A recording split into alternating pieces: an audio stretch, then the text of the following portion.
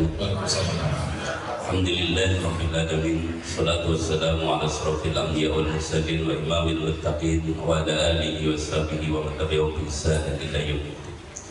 Alhamdulillah, jemaah rahimahullah, sebelum menjawab pertanyaan dari Ustadz Yusuf Muhammad, yang saya willy roto pilek. Tadi pagi ngisi di Gorang Garing wis habis, itu suaranya. Kemarin ngisi itu juga habis. Dan nyun saya ini suaranya serak-serak bahasa hilang dari serak tok nih ya gitu lagi. Di pada jemaah Rasulullah, jadi pertanyaan menarik. Tadi Ustaz Yusuf tuh pengen tanyanya, jadi kenapa orang tuh sekarang malah benci khilafah? Itu aja tuh. Intinya kan itu. Kalau ajaran Islam yang lain kayak sholat, insya Allah itu umat Islam beriman. Peringatan Maulid, insya Allah walaupun ada sedikit yang berbeda juga menerima. Gitu. Tapi pada kesempatan pagi hari ini kita ingin menggambarkan satu hal yang sangat urgen, bahwa dalam Rabiul Awal itu adalah menjadi bulan yang sangat penting bagi baginda Muhammad SAW. Minimal ada 3 hal. Yang pertama, 12 Rabiul Awal baginda Muhammad SAW dilahirkan harinya hari Senin. Dalam tanggal 12 Rabiul Awal hari Senin juga Rasulullah SAW dipanggil menghadap Allah SWT. Tapi yang juga tidak kalah penting dari Rabiul Awal, Rasulullah SAW keluar dari Gua Thur untuk melakukan sesuatu yang sangat penting dalam dakwah, yaitu berhijrah. Itu juga dilakukan di bulan Rabiul Awal. Maka yang perlu kita ingatkan kepada umat bahwa Rabiul Awal di samping Maulid Rasul, bulan kelahiran Rasul, itu adalah bulan yang dipilih oleh Rasulullah SAW untuk berhijrah. Hijrah ini adalah momen terbesar dari dakwah baginda Muhammad SAW. Karena kita tahu beliau keluar dari Gua Thur tanggal 1 Rabiul Awal, beliau berjalan menuju Madinah sampai di Madinah tanggal 8 Rabiul Awal. Maka kita tahu dengan sampainya Rasulullah SAW di Madinah, maka itu secara de facto, secara real Rasulullah menjadi kepala negara. Dan tadi yang digambarkan oleh Ustaz Bedawi, bahwa sebenarnya secara diur, secara hukum Rasulullah SAW itu dibaiat oleh orang-orang Madinah, oleh orang Ansor itu pada saat musim haji, pada saat melakukan proses di Aminah, di daerah Arafah. Maka kita tahu baiatul aqabah yang kedua itu adalah sebagai salah satu baiat yang mengangkat Rasulullah SAW menjadi kepala negara. Tapi kalau Rasulullah SAW belum berhijrah, walaupun secara hukum Rasul sudah dipilih oleh orang-orang Ansor untuk menjadi pemimpin di Madinah, untuk menerapkan hukum Al-Quran dan Sunnah di Madinah, tapi beliau baru bisa secara de facto, secara real menjadi pemimpin itu di bulan ini, yaitu di bulan Rabiul Awal, tepatnya tanggal 8 Rabiul Awal beliau sampai di Madinah, harinya hari Senin. Maka pada saat itulah Rasulullah SAW langsung bisa mewujudkan bentuk kepemimpinan Rasul menjadi kepala negara tadi, membangun masjid yang pertama, yaitu Masjid Quba. Maka ini sebagai satu gambaran kepada kita, kalau kita mau bahwa yang agama itu adalah sholat berjamaah itu baru bisa dilakukan secara sempurna dengan fasilitas yang sempurna, yaitu adanya masjid, itu adalah di bulan ini, yaitu di bulan Rabiul Awal ini. Maka dengan disempurnakannya hukum sholat jamaah dengan adanya fasilitas masjid, yaitu Masjid Quba, maka inilah yang menjadikan Rasulullah mulai menerapkan Islam secara kafah. Maka ini sebagai hal yang penting menurut kita. Kenapa Maulid Rasul ini perlu kita kaitkan dengan kepemimpinan Rasul sebagai kepala negara? Karena beliau menandai hijrah di bulan ini, beliau sampai di kota Madinah tanggal 8 Rabiul Awal. Dari 8 Rabiul Awal tadi Rasulullah SAW bergeser ke kota Madinah persis. Beliau merintis melaksanakan sholat Jumat pertama kali itu adalah pada tanggal 12 Rabiul Awal, dan itu sebagai bentuk Rasulullah SAW bisa memimpin umat untuk menegakkan Islam secara sempurna. Tapi masalahnya bentuk kepemimpinan baginda Muhammad SAW ini yang telah dicontohkan oleh Rasulullah SAW secara nyata dalam kehidupan, maka inilah yang saat ini dikriminalisasi. Maka kalau Rasul memang tidak perlu gelar khalifah, karena cukuplah Rasul dengan menjadi utusan Allah dengan gelar para nabi dan Rasul, dengan gelar Rasulullah itu cukup. Walaupun Rasulullah SAW tidak menyebut dirinya menjadi seorang khalifah sebagai seorang pemimpin, kan tidak. tidak menyebut dirinya menjadi misalkan Raisud Daulah secara nyata, tapi dengan contoh bahwa beliau hijrah dari Mekah ke Madinah itu menandakan secara bukti empiris bahwa Rasulullah SAW sebagai kepala negara, bukan hanya sekedar menjadi para nabi dan rasul. Kalau menjadi para nabi rasul, maka Rasul tidak butuh legitimasi dari umat, itu adalah hak prerogatif Allah. Tapi dengan Rasulullah SAW, Bai'atul Aqabah yang kedua, Rasulullah hijrah ke Madinah, itu menandakan bahwa Rasulullah SAW untuk menjadi seorang kepala negara itu butuh legitimasi, dan itulah yang terjadi dengan proses hijrah. Karena seorang pemimpin dikatakan dia menjadi pemimpin, pertama punya wilayah. Dengan Madinah pada saat itu adalah merupakan satu wilayah yang utuh. Maka seorang yang bisa menjadi pemimpin apabila punya sultanan dzatiyah, dia punya wilayah, dia punya rakyat, dia menjadi pemimpin yang ditaati, maka itu adalah kriteria seorang kepala negara.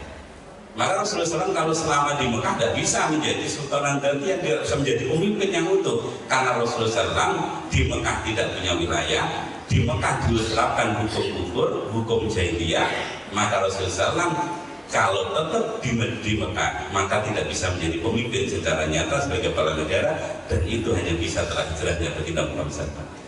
Tapi masalah kepemimpinan inilah yang saat ini malah dijadikan momok terbesar bagi umat di luar Islam untuk mendiskreditkan Islam.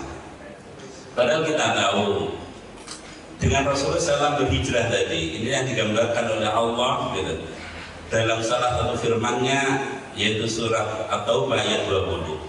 Ini menjadi hal pembuka segala pintu kebaikan. Hijrahnya Rasulullah SAW digambarkan oleh Allah, alladzina amanu wa hajaru wa jahadu fi sabilillahi bi amwalihim wa anfusihim a'zamu darajatan indallah wa ulaika humul faizun. Orang-orang yang mau beriman, orang-orang yang mau berhijrah mengikuti Rasulullah SAW untuk menerapkan hukum syariat, wajah itu fisabilillahi, dan orang-orang yang mau berjihad, karena untuk jihad tadi butuh seorang kepala negara, butuh seorang pemimpin, baik jihadnya dengan harta ataupun dengan jiwa mereka. Maka Allah mengatakan gitu, mereka adalah a'dhamud darajatan indallah, orang yang paling tinggi posisinya di hadapan Allah. Dan dengan hijrahnya Rasulullah, dengan adanya jihad tadi, wa ulaika humul faizun, maka itulah yang akan membuka pintu kemenangan. Sehingga ini tepatlah gitu. Dengan hijrahnya Rasulullah SAW maka terjadilah Fathul Mekah. Dengan hijrahnya Rasulullah kita menang di perang Badar. Dengan hijrahnya baginda Muhammad SAW kita bisa membersihkan Ka'bah dari berhala-berhala. Maka diterapkannya hukum Islam secara Ka'bah itu adalah karena hijrah. Maka hijrah menjadi momentum yang terpenting bagi Nabi Rasulullah SAW.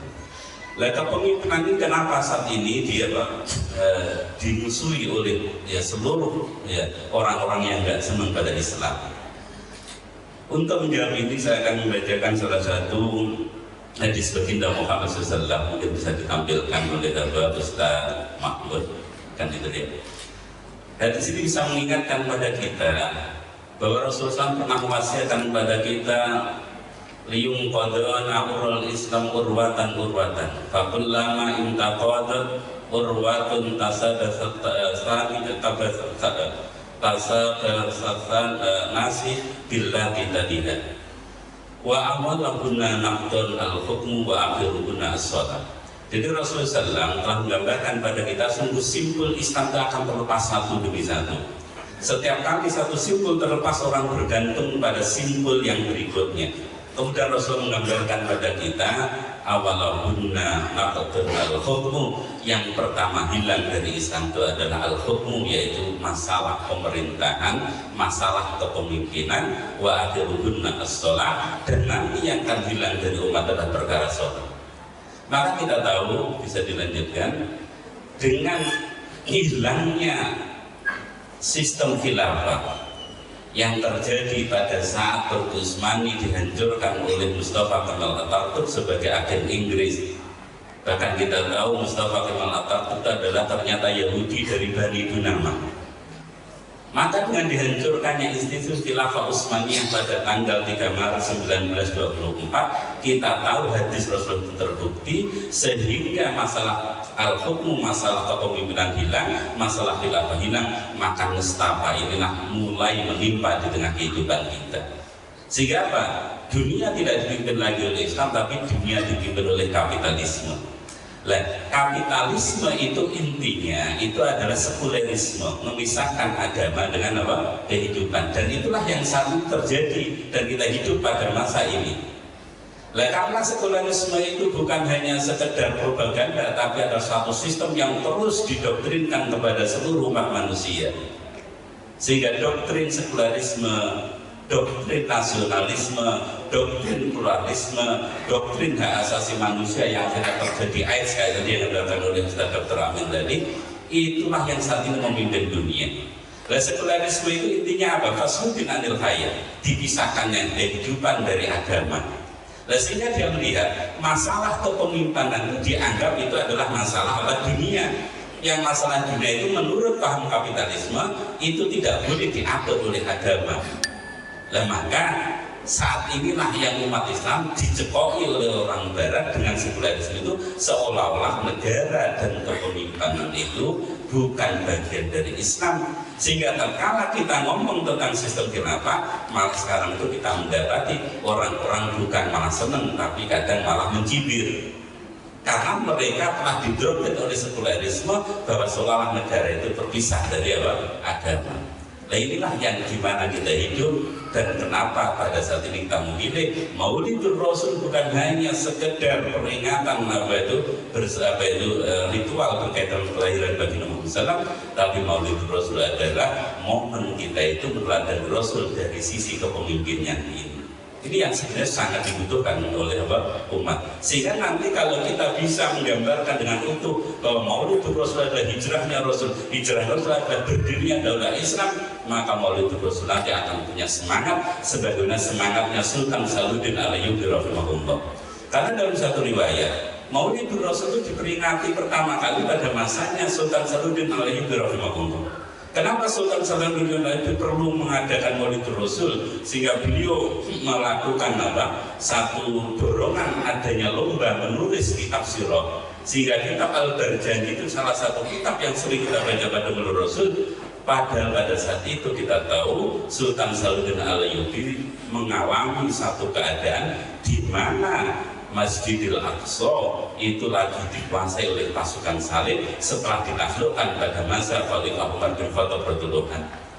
Maka dengan kalahnya umat Islam dengan dibuktikan pada itu Masjidil Aqsa dikuasai oleh pasukan salib, maka Sultan Salahuddin untuk membangkitkan semangat jihad, karena pada situ khilafah masih ada. Sehingga kalau khilafah masih ada kan yang mimpin ada. Kalau yang mimpin ada kan berarti tinggal ditumbuhkan semangat jihad. Nah, semangat jihad itu ditumbuhkan dengan cara melakukan Maulidur Rasul, peringatan Rasul. Sehingga betul, dengan Maulidur Rasul kaum muslimin terbuka semangat cintanya pada Rasul. Orang yang cinta yaitu taat pada orang yang dicintai, maka semangat jihad menggelora dan Masjidil Aqsa bisa dibebaskan oleh Sultan Salahuddin Al-Ayyubi kembali ke pangkat kita setelah ada momen Maulidur Rasul dengan didekatkan kecintaan kita pada Rasul. Lah, momen inilah yang sebenarnya ingin kita harapkan. Maulidur Rasul bukan ritual memperingati hanya sekedar kelahiran Rasul, tapi Maulidur Rasul harus kita gunakan untuk momen menunjukkan semangat kita untuk iqamatul daulah, untuk menegakkan kepemimpinan Rasul dalam bingkai daulah kita. Sehingga nanti bisa membalik opini kalau orang nggak senang pada khilafah, itu masalahnya mungkin kita kurang memperkenalkan tentang khilafah. Karena mereka lebih senang kepada sekularisme, maka yang terjadi Yun Sewu, mereka malah benci pada istilah khilafah karena dianggap seolah itu adalah bukan bagian Islam. Mungkin gitu Ustaz, itu kira-kira gambaran. Baik, pertanyaan selanjutnya Ustaz. Secara prinsip mungkin bisa dijelaskan apa sih sebenarnya perbedaan prinsip antara sistem khilafah dengan sistem demokrasi? Karena setahu saya dua-duanya juga mengusung metode musyawarah juga untuk mufakat. Nah, apa yang saya bisa membedakan di antara keduanya itu? Ini kelihatannya pertanyaan nyolok, karena saya itu sebenarnya disuruh untuk bedah kitab ini, walaupun kitab ini baru saya dapat kemarin. Kitab Khilafah itu adalah salah satu persembahan dari teman-teman di Jakarta untuk menggambarkan secara utuh bagaimana kenapa kita harus memperjuangkan khilafah. Mulai dari dasar hukum secara syar'i, secara historis, dan kenapa urgensitasnya kita itu perlu khilafah. Sebenarnya di buku ini semuanya sudah terjawab. Mulanya nanti Yun Sewu insya Allah panitia siap memfasilitasi untuk beli buku ini. Karena kalau saya harus melangkang dalilnya satu persatu, baru kemarin saya dapatkan, tapi nggak apa-apa Lalu sebenarnya sebelum ada pertanyaan dari Ustaz Yusuf, apa perbedaan antara Islam dan demokrasi? Saya ingin meluruskan sedikit. Kenapa kok sistem kepemimpinan Rasul itu yang harus kita kuatkan saat ini? Karena solusi untuk menyelesaikan problem umat Islam bukan hanya di Indonesia tapi seluruh dunia adalah harus adanya seorang imam mu'aqqab, harus adanya seorang sistem yang bisa mengalahkan sistem kapitalisme global dan sistem komunisme global. Karena kita saat ini hidup pada dua hal kondisi. Ada kekuatan timur yang dipelopori oleh Rusia dan Cina, ada kekuatan barat yang dipelopori oleh Amerika dan Eropa. Maka problem-problem susulan kayak HIV/AIDS, kayak problem Palestina, maka yang harus kita selesaikan bagaimana kita menghadapi sistem kapitalis yang di barat dan di timur dan sistem komunis yang selama berkolaborasi antara komunisme dan kapitalisme menjadi kekuatan yang sangat nyata di Cina. Ini harus kita hadapi. Lalu untuk menghadapi superpower dunia pada saat itu, problemnya itu hanya bisa diselesaikan kalau umat Islam punya kepemimpinan tunggal seluruh dunia.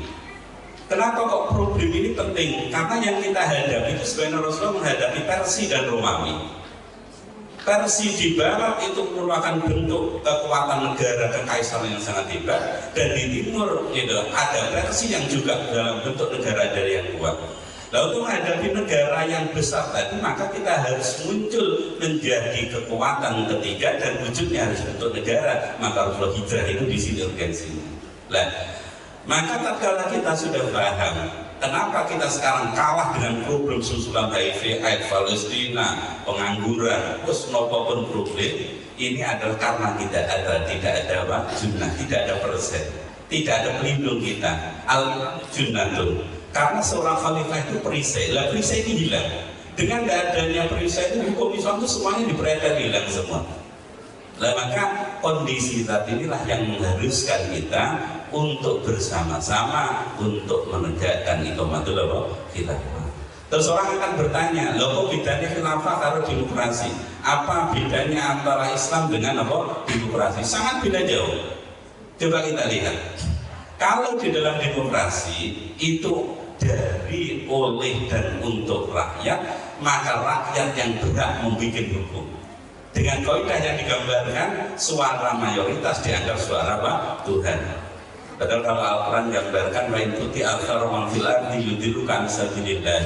Janganlah kalian itu mengikuti kebanyakan orang. Kalau mengikuti kebanyakan orang, maka akan pasti tersesat dari jalan Tuhan kalian. Dan demokrasi itu kan sesuatu diukur dengan mayoritas, dengan suara mayoritas. Gitu. Maka suaranya kiai, suaranya ustadz, suaranya ulama kalah dengan suara pelacur, karena banyak pelacur daripada ustadz dan kiainya. Nah, inilah yang menjadi dasar dalam demokrasi itu adalah rakyat itu dianggap representasi Tuhan. Maka rakyat yang berhak membuat aturan. Nah, maka kalau dalam Islam, demokrasi yang menjadikan rakyat sebagai sandaran untuk mendukung. Kalau dalam Islam, intil hukmu ilam, bahwa hukum itu harusnya di tangan Allah. Nah, bentuk bahwa hukum di tangan Allah itu apa? Maka seorang kepala negara, seorang khalifah itu dalam rangka untuk menjalankan hukumnya Allah. Lalu menjalankan hukumnya Allah itu butuh institusi, karena kita tidak bisa menjalankan hukum Allah tanpa adanya negara. Sebenarnya Rasulullah menyontohkan bangun masjid pertama kali butuh hijrah. Hijrah itu menandang Rasulullah sebagai kepala negara. Nah, inilah yang saat ini harus kita pahami bahwa kenapa orang itu masih senang pada demokrasi, karena dia melihat faktanya Barat itu maju setelah Barat itu meninggalkan demokrasi. Kita tahu dulu Barat itu dengan sistem yang dia pilih, yaitu menjadikan Nasrani sebagai pijakan negara mereka, sehingga negara-negara Eropa itu semuanya bentuknya adalah negara-negara kerajaan yang menjadikan Nasrani sebagai pijakan negara mereka. Maka Nasrani akhirnya bisa dikalahkan oleh umat Islam dengan sistem khilafahnya. Pada saat itulah para cendekiawan pada masa Renaissance mereka itu menginginkan Barat mundur karena menggunakan Nasrani, maka dia harus meninggalkan Nasrani agar dia itu maju. Itulah yang dicikal bakal sekularisme. Ketidakpercayaan para intelektual kepada para cendekiawan kepada negara, karena negara menggunakan Injil tidak punya konsep untuk menjelaskan tentang ekonomi, tidak punya konsep untuk menjelaskan HIV/AIDS. Tadi apa yang digambarkan oleh Dr. Amin itu kegagalan demokrasi dalam menyelesaikan HIV/AIDS tadi.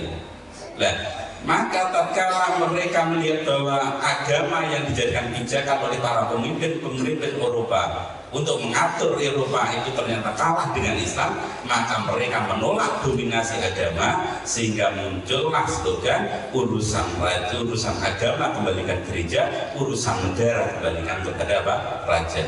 Dan betul, dengan pemisahan antara urusan negara kepada raja dan urusan agama pada pendeta, maka Barat bisa bangkit. Lah dengan bangkitnya Barat, kita tahu akhirnya Barat mulai bisa mengimbangi kekuatan Islam.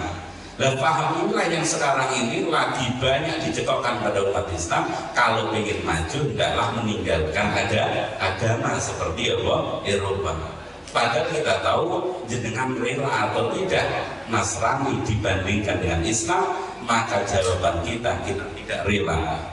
Karena memang Nasrani cuma membahas hubungan Allah dengan hambanya. Nasrani tidak punya konsep membahas hubungan manusia dengan dirinya dan manusia dengan sesama manusia.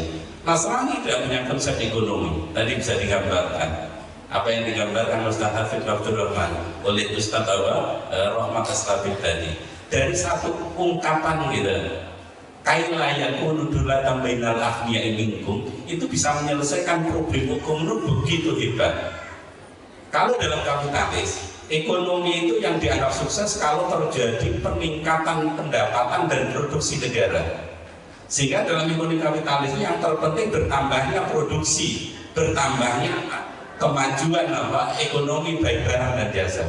Tapi kalau dalam Islam, problem ekonomi itu bukan karena kurangnya barang dan jasa, tapi problemnya itu karena tidak adanya pembagian secara merata. Dalam kapitalis kita melihat bahwa bagaimana meningkatkan produksi sebagai prioritas, pokoknya meningkat produksinya.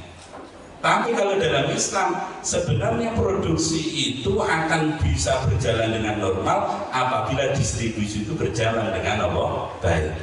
Maka kailah yang unudulatan minalah itu bisa menyelesaikan problem kita ini bukan karena kurang beras, tapi problemnya itu adalah distribusi berasnya. Problem kita itu bukan karena kurang minyaknya, tapi bagaimana distribusi minyak bisa merata. Lah untuk menyelesaikan inilah kita itu butuh negara tadi.